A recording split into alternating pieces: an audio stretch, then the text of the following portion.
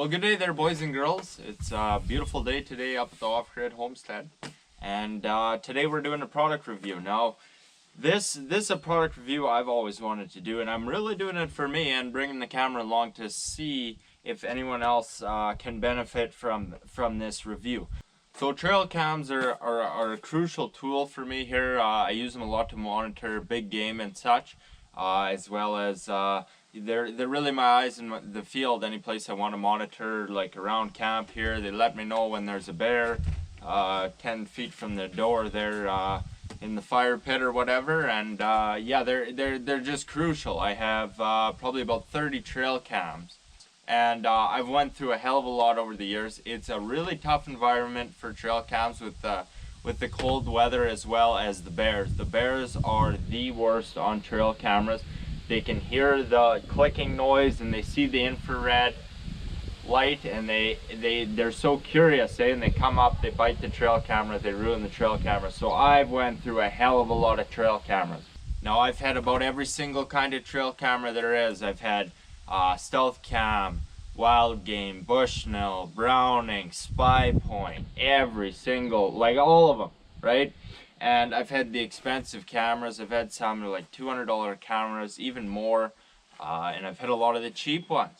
And I naturally levitate towards the cheaper option, particularly based on the volume I need to run, as well as how hard the environment is for the trail cams in general. Because I tell you what, it hurts a hell of a lot more when a $200 trail cam gets chewed up by a bear than when a $45 USD trail cam gets chewed up by a bear. So in that sense, it's really intriguing to me to see a trail camera at this price point. What I need out of a trail camera: reasonable quality photos. I need it to be reliable in the sense of trigger speed and just not missing in action in general. It never ceases to amaze me how much your trail camera is actually missing until you put another one right on the same tree or side by side and see the difference.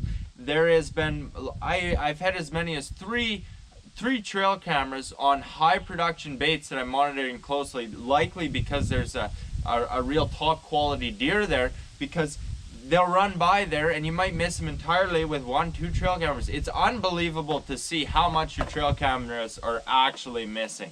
It's incredible, and it's frustrating for sure.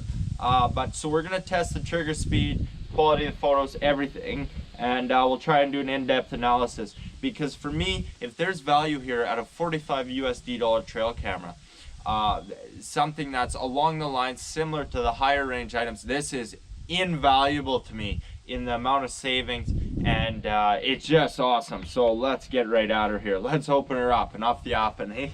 Okay, not too bad looking trail camera here, guys.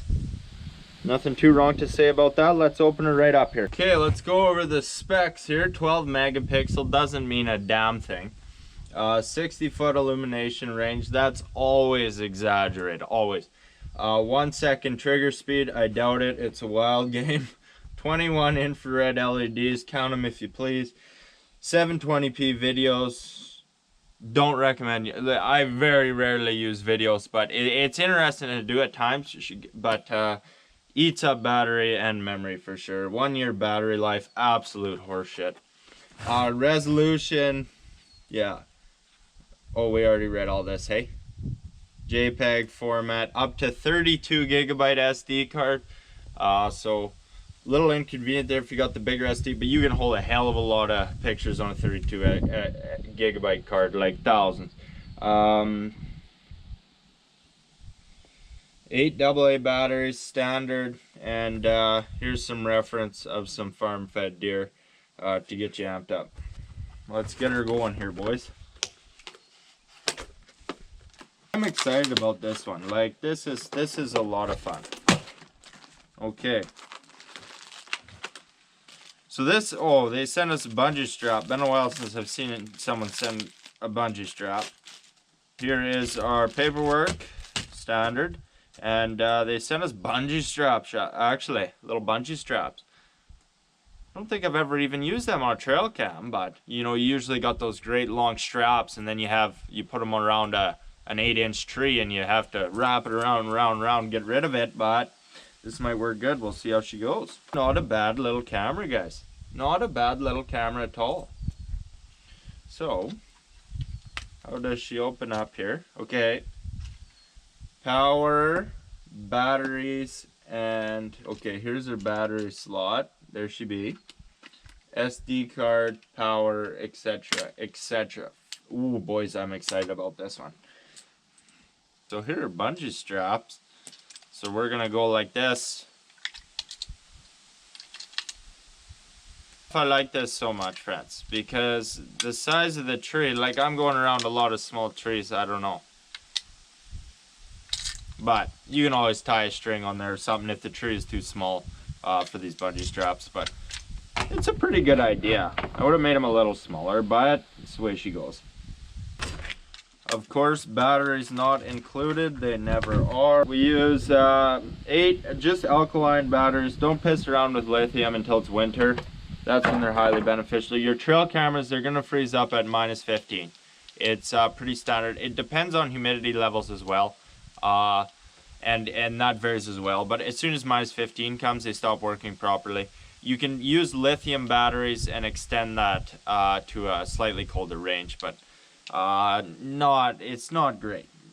When it's -50, your trail cams, they're not gonna work. So friends, when I bought this trail camera, it was the cheapest trail camera of a name that I could pronounce. At 45 USD, there were a couple a bit cheaper, 40 USD and 38 USD or whatever, but they were names I couldn't pronounce, so I steered clear of them. But yeah, definitely. So it's not the cheapest trail camera on Amazon, but it's pretty damn close enough. Let's see. There she be, boys. Okay, we got her powered on. Right on. Okay, straight away we got a lack of selection here, which I'm not too particularly keen on. You set your time and date, which we're not going to do ever. Photos, and then you have your just an image selection. You can either go with still or video. I don't like that. There should be a settings there to adjust how many photos at what period of time. I usually go 3 photos 30 seconds or 220 or 3 per 20, and as long as that's adequate and I'm getting enough pictures, I tend to overdo it in that respect, and that'll be good. So I guess we're gonna go set up this trail camera somewhere, test the quality, the trigger speed, etc., and see how top notch it is. I think it's taking pictures of me here right now. Yeah, you bet. We'll get our trail camera set up here. This is a pretty decent sized poplar, and need somewhere about there.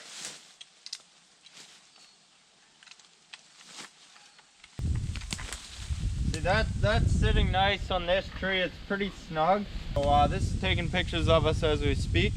We're gonna walk by here, right about where the dog is sitting. That's a decent range to do our testing.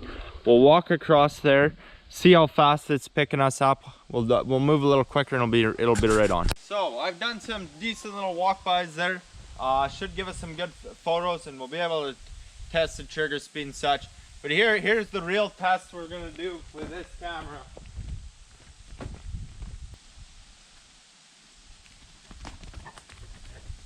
There you go. So depending on the interval there, if it's a 30-second interval, it might take pictures of them on the way through and then not on the way back. Come here, bud. Come on. Come on.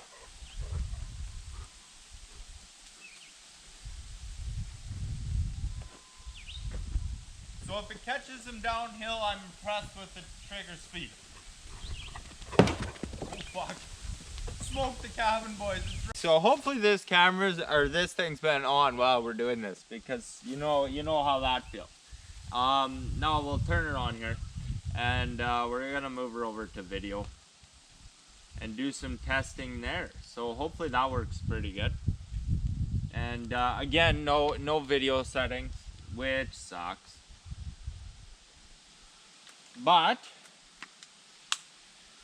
we'll get her going, do some walk-bys or something of the sort, and see what we can figure out, see the quality. Hopefully it's right on. We're back here now, guys. It's time for the moment of truth. I must tell you, I'm rooting for this trail camera. I want it to be good at 45 bucks. And typical Traplines and Inlines fashion, we're hammering the bush coffees like there's absolutely no tomorrow. Pull our SD card here. Hard on these damn things too, you lose them. Probably have about 100. Get our SD into the old slap chop here. Together we will look at the quality of our photos. Here I am on my walk by. You can see I'm not quite to middle of frame, just about middle of frame each time. I put the camera too high to capture the dog, so we're gonna have to try that again. Here are videos. Uh-oh. Uh-oh. Is this a similar problem I had on my last one?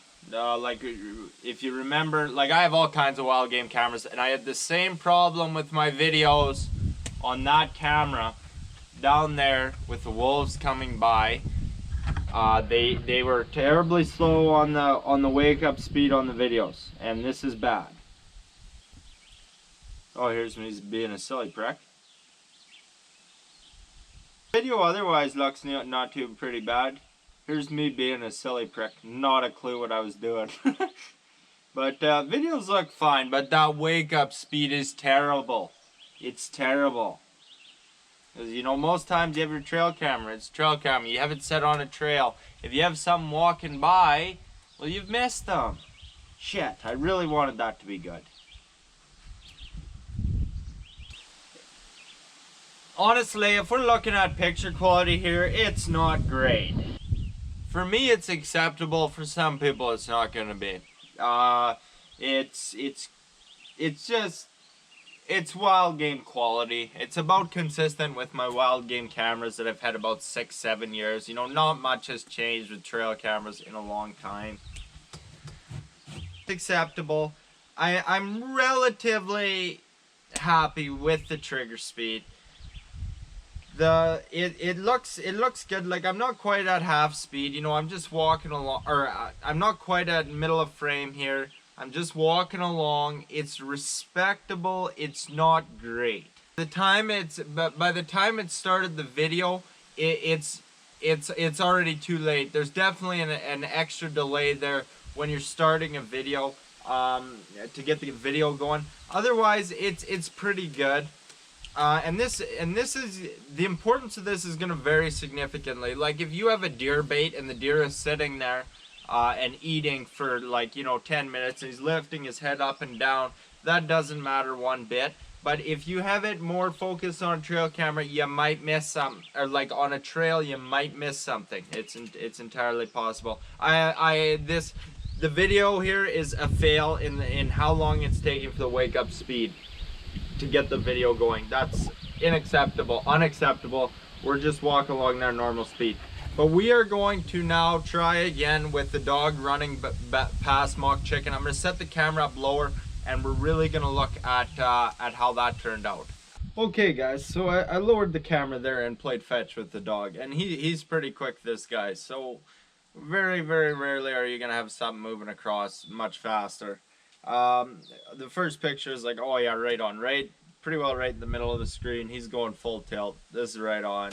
And then this is more of what to expect from the $45 Wildgame camera. He's late in frame, but he's going at decent speed, and you still catch him.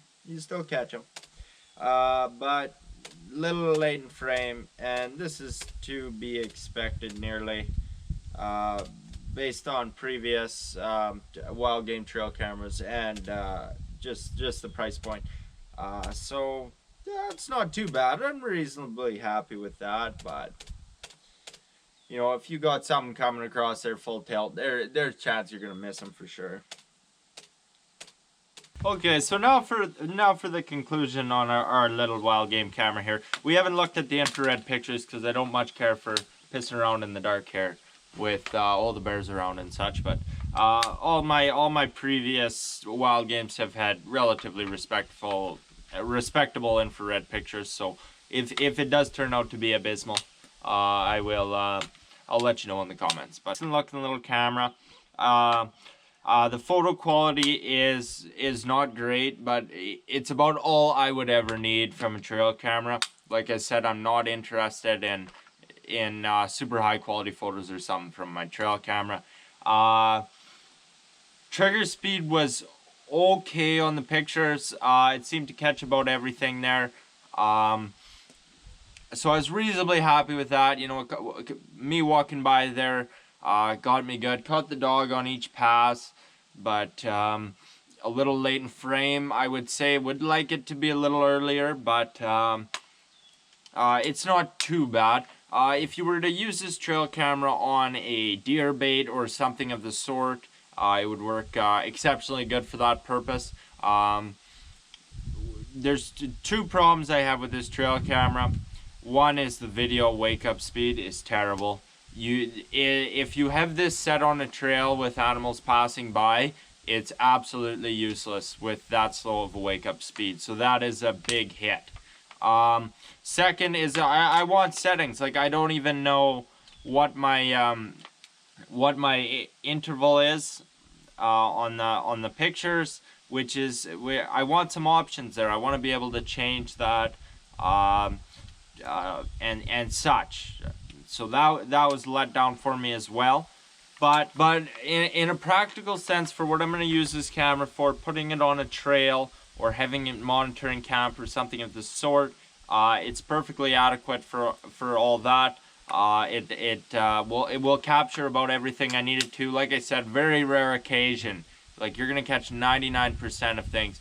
If it catches the dog there at full tilt, even though it's late in the frame, it worked fine for a deer bait where you have you know, little movement, things are sitting around the bait and such. Even the video in that sense would be relatively decent because things are sticking around. But I would never use the video speed. I rarely use video at all with my trail cameras, but I would not use it with this one. That was a letdown. So if someone's interested in that, I wouldn't buy it for the video, that's for sure. The question is, do I think you should buy it? Yeah, there's pretty decent quality for 45 bucks. You're doing quite a bit for 45 bucks, especially if you're someone like me who needs a considerable volume of trail cameras and happens to have troubles with bears and cold temperatures totaling trail cameras. And it doesn't matter what kind of trail camera they are, they all break. So yeah, at that price point, you know, you can run a lot of cameras, and you're not going to shed a tear if a bear tears this up for 45 bucks. I myself will likely go to this option unless a cheaper option comes up the next time I'm needing more trail cameras. Just based on the price, what you can do for the price. For me, I'm always cheap with this kind of thing. So I was relatively pleased with it. It's definitely lacking with your higher quality cameras in terms of options and video quality and picture quality and trigger speed and such, but it should work just fine for what I needed to do with it. So anyways, I think that's about all I can say about this here Wildgame Terra Extreme 12, I believe it's called. So yeah, man, didn't blow me away. Like, it's not some terribly great bargain or something of the sort, but at that price point, it's a good option, and I'm glad it's there. But you know, it is not some steal of a deal for sure.